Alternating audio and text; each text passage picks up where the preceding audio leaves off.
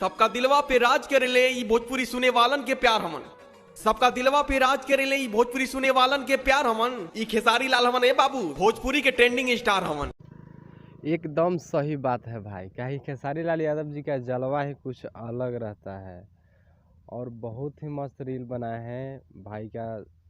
खेसारी लाल यादव जी का फैन है जो बहुत ही मस्त रील बनाए हैं। और देखिए सही माना गया है जो खेसारी लाल यादव पहला गाना है जो ट्रेंडिंग में आया था भोजपुरी में। किसी का भी गाना ट्रेंडिंग में आज तक नहीं आया था।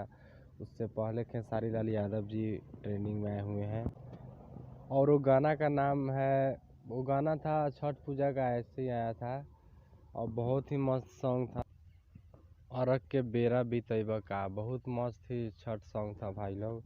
तो आप लोग देखिए इस वीडियो को, बहुत ही मस्त वीडियो है। और खेसारी लाल यादव जी का जो नया गाना आया है पढ़े आवो पटना, बहुत ही अच्छा सॉन्ग है। तो देखिए एक बार सुनिए। ठीक है भाई लोग।